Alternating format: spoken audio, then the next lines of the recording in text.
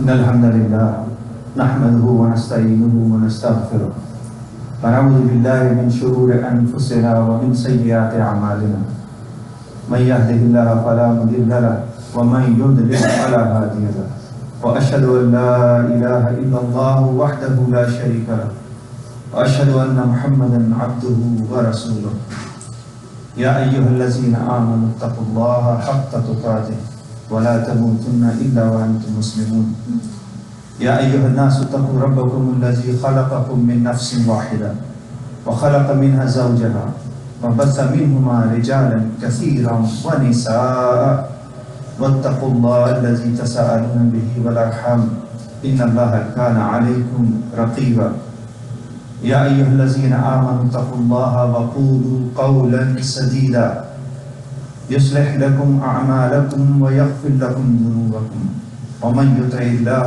ورسوله فقد فاز فوزا عظيما أما بعد إن أصدق الحديث كتاب الله وخير الهدي هدي محمد صلى الله عليه وسلم وشر الأمور محدثاتها وكل محدثة بدعة وكل بدعة ضلالة وكل ضلالة في النار قال الله تعالى في القرآن المجيد محمد رسول الله والذين معه أشداء على الكفار رحماء بينهم تراهم ركعا سجدا رب اشرح لي صدري ويسر لي أمري واحلل عقدة من لساني يفقهوا قولي. We begin by praising Allah subhanahu wa ta'ala, and we send peace and blessings to Rasulullah sallallahu alayhi wa sallam until the day ends. We remember the Friday is the day that we increase this salawat, Rasulullah sallallahu alayhi wa sallam. I just recited a small portion of the ayah, which is a famous ayah in Surah Al-Fatih. And last time when we were discussing the concept of Aqamat ad-Din, we were looking at this as the main goal of sending instructions. What instructions? Al-Quran. Al-Quran is a set of instructions. We receive a new child, and the child can be born in a Muslim family, could be born in a non-Muslim family. And the child grows and sees an environment, and the environment then shapes their child. It's a responsibility upon us that we establish this deen in our houses, first and foremost. If we believe that the book that we hold, we call Al-Quran, is the word of Allah, and it has instructions for us, then first and foremost, it's right upon us to apply on our bodies and our houses. We have our children, they deserve to be educated. And how this was implemented is seen in the life of those who were surrounding Nabi alayhi salatu wasalam. They are praised in Surah Al-Fatih. They are praised in Surah Al-Fatih that they are the ashab who are kind to each other. Today is 21st of Zilhijjah. Very soon we will enter the new year. 1st of Muharram will come, 10th of Muharram will come. So I wanted to remind myself, because I was thinking about, many of us watched this debate last night, and then we were thinking about what will happen in this country.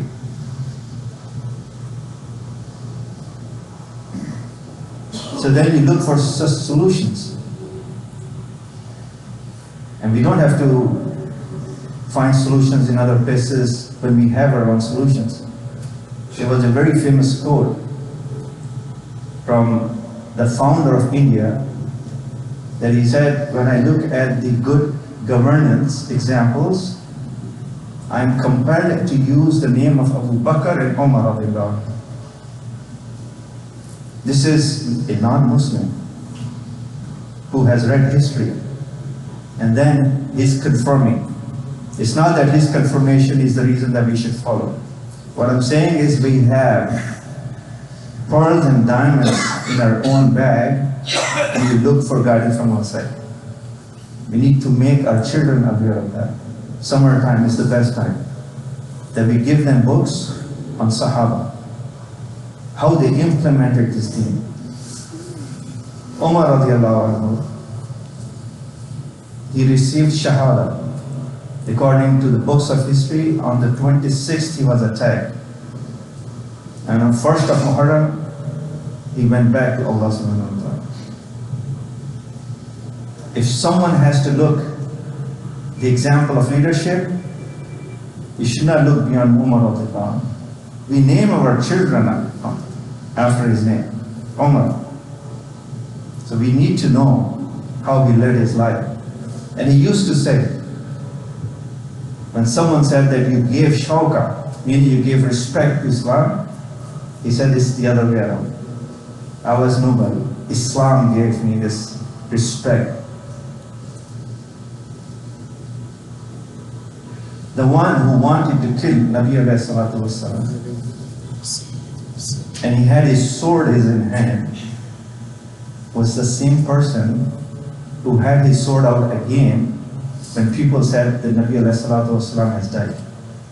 Just picture this. Picture the love.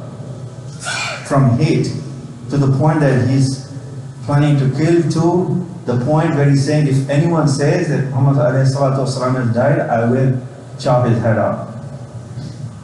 That is love. That is a lesson for us. There are occasions where in Quran there were ayat that were revealed confirming his understanding. So it's very important that we go through his life. There are resources, there are videos made, there are series made. We have time during summer. We have time, especially our kids, that we go through those videos and at least understand how he understood the deen from Nabi alayhi salatu wasalam and he implemented that. We talk about accountability. We look at our governments and we see that people are dying left and right. There is no coverage.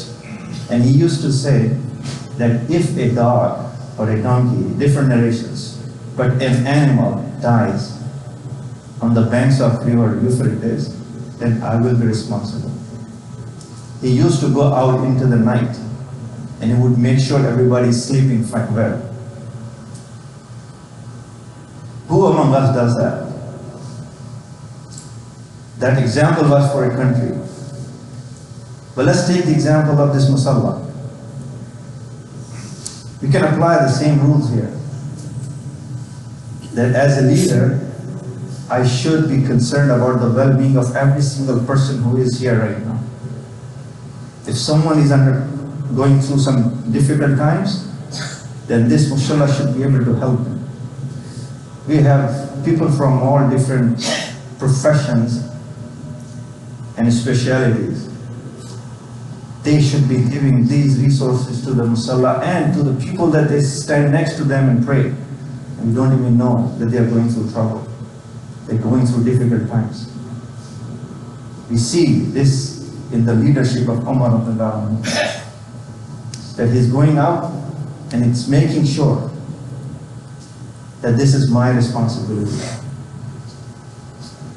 And when he accepted Islam, we know that he was given the title of Al-Faruq. That he is deciding, or he is the difference between Haqq and Batil. To the point that when he accepted Islam, the Sahaba who were in Dar al-Arqam, those meetings would be very quiet.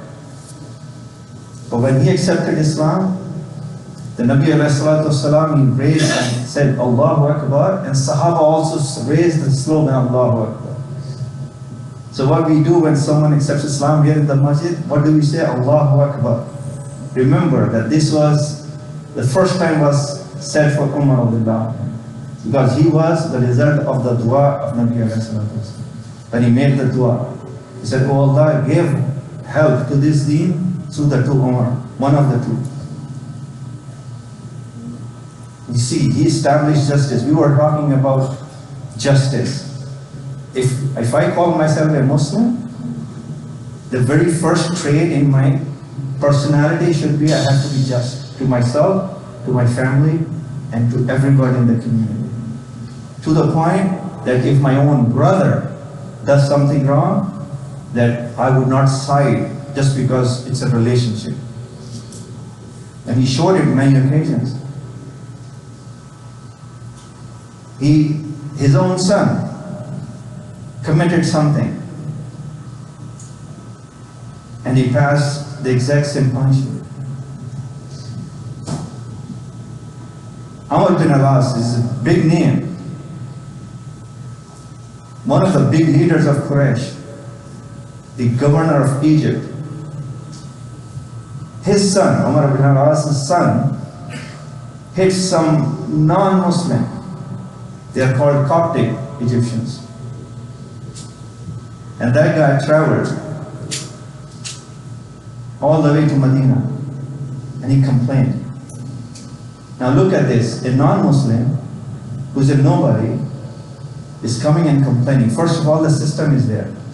Nobody's stopping him from seeing the leader of the Muslims. And second, he's asking Umar bin al-As to travel all the way to Medina with his son. So these high positions did not mean anything to Umar ibn al-As. That is justice. Not only that once he found that this complaint was correct, that not only that he asked the person, the Coptic, to hit the son of Amr bin Alas, but he has said that you also should give some lashes to his father, because the reason he committed that was because he thought he's the son of the governor of Egypt. To teach a lesson. If my father is at a high post, I should not take advantage of that. Many of us are at good positions. We should not be using that to commit injustice.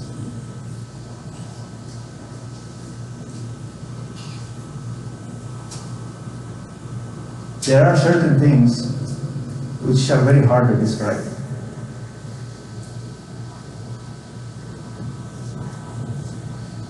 When he is dying, we know that he used to make two du'as.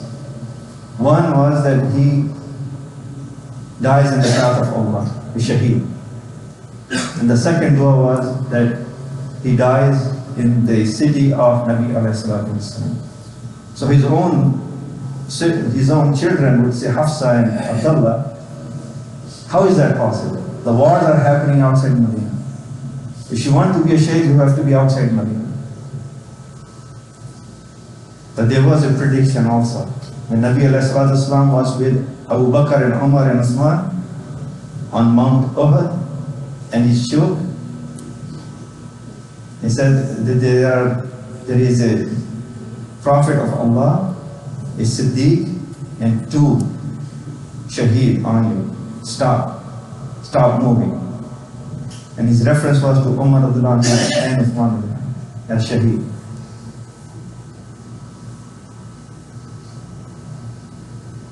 He got Shahada. And he is the neighbor of Nabi alayhi salatu wasalam. Those who have seen those sketches, you see the grave of Nabi alayhi salatu wasalam.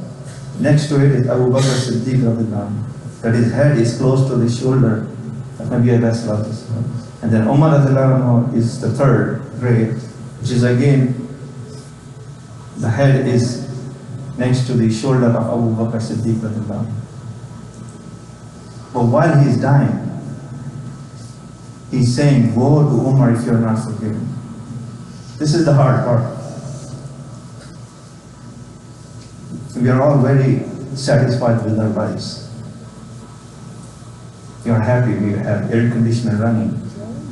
We are enjoying all the luxuries of life.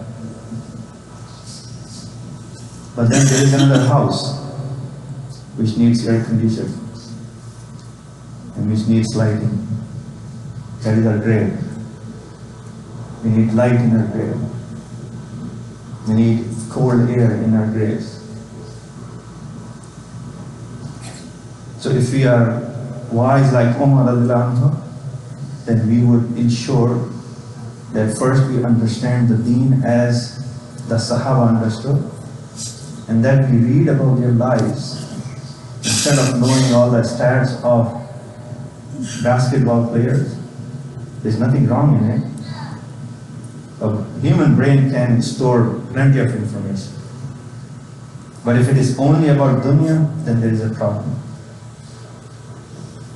That we store information about how our Sahaba, these beloved, that Quran praises them, they led their life. If we do not read Abu Bakr Siddiq radiallahu anhu, Umar radiallahu anhu, Uthman radiallahu anhu, Ali radiallahu anhu, we are missing big time to understand how this deen is to be implemented. He was asking the person who had written names of munafiqeen that at least tell me if my name is there or not. He's asking his son to see if that person attends my janazah or not. That's the fear. And these narrations have come to us for what reason? So that we take lesson from it. When we read the life of Sahaba, whether they were rich or poor, they always had their eyes on the Akhirah. So let's pledge to ourselves, whatever we are doing, that whatever mal we are making, the money that we are making, that our intention is that this will be used to please Allah subhanahu wa ta'ala. That we do not use this so it becomes an adab on us. It is very truly can become adab on us. If we spend this money in things that are displeasing to Allah subhanahu wa ta'ala, and we know it, but because of the pressure from the society, we still go ahead and do it and think it is a minor thing. But when we read the life of these pious people, then we realize that it is not a play. This life is not a game. That truly, every second that we are of our life that we are passing, we need a question. And I start with this quote from Umar radiallahu anhu, Hasibu qabla an hasibu. Take accountability of yourself before you are taken to the accountability, which is the day of Akhirah. قولوا قولي هذا وأستغفر الله لي ولكم ولسائر المسلمين فاستغفروا إنه هو الغفور الرحيم.